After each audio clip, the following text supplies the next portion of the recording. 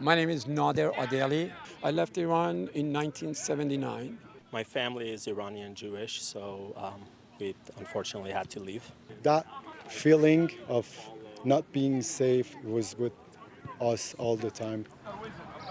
The players in LA's Aria FC have so much in common.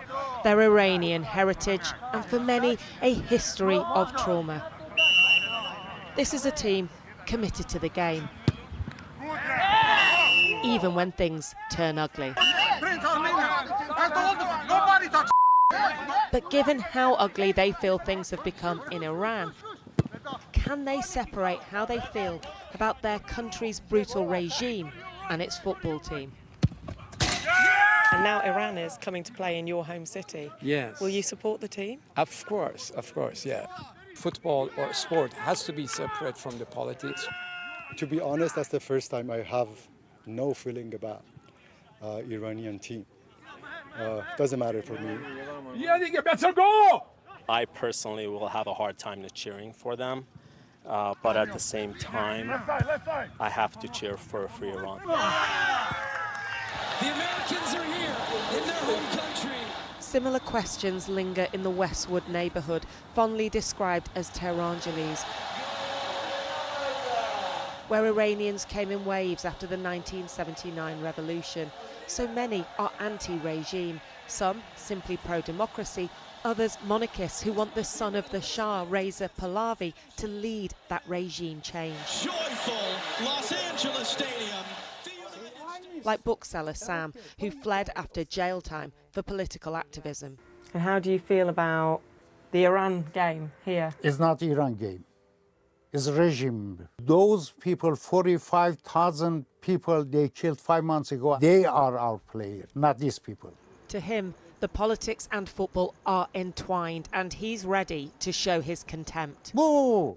Will you do that? Yes. Sam doesn't want Donald Trump to do a deal. He says his Iran is symbolised by the pre-revolution lion and sun flag that has become a symbol of opposition to this regime. Because this one is ours, not that one.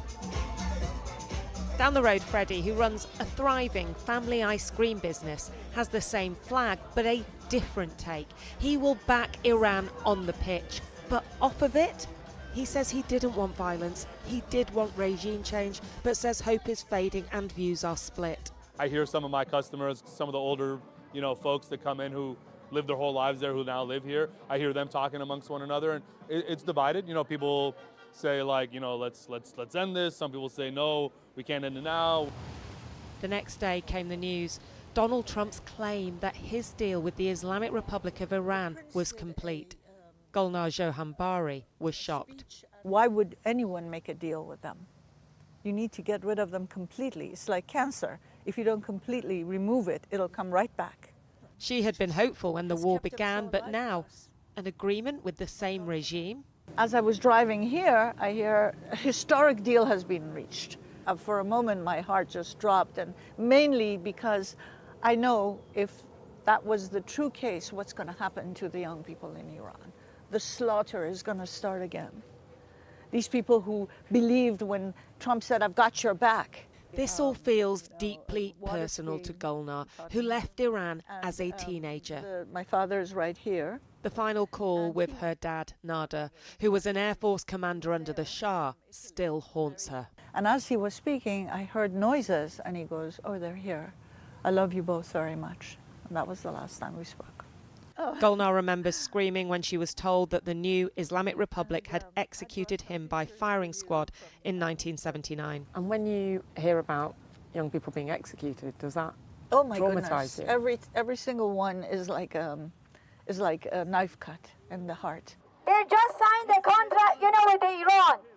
We're going to say no deal with them, Allah! It is perhaps no surprise that the Iranian diaspora, many who fled thousands of miles from home, reject the Islamic Republic. Regime change in Iran!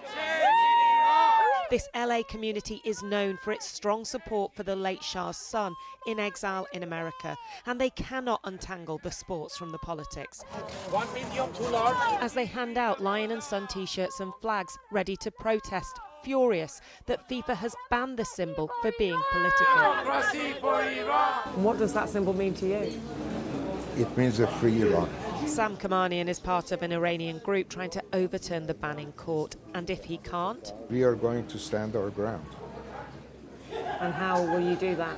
Taking flags and insignia, T-shirts, whatever can express the national feelings of Iranians as opposed to the positions of the government of the Islamic Republic. Amin Jafari grew up under the shadow of the Iran-Iraq war. With that sounds, bombing, saw a lot of blood, a lot of dead people. It's not good. Still with me. So he doesn't want war. But like so many of the people we meet in Los Angeles, he thinks something has to give. And this deal, that feels like a stalemate. A war ending with no winners and no resolution to deliver the change so many of these Iranians are desperate to see. Look, I'm in California. There are over 350,000 Iranians here, but we are almost 8,000 miles from Tehran. So the people I spoke to are those who left. Many of them said they fled. That footballer you just heard from was a nurse who left in 2013 after he was arrested, he said, because of the T-shirt he was wearing. So these were not pro-regime voices. Passions were running high, and there were divisions. There were those who said we're simply pro-democracy, others who were monarchists. I put to them that there were accusations of repression and dictatorship under the former Shah. Did they want that? They all said no, they see his son as a path to democracy. Also over war, some supported military action, but many were anti-war, speaking to relatives in Iran living under the reality of those bombs. But what was universal was disappointment about that deal and fear. The most hopeful thing that was said was that perhaps under a weakened regime, political change will come from within Iran.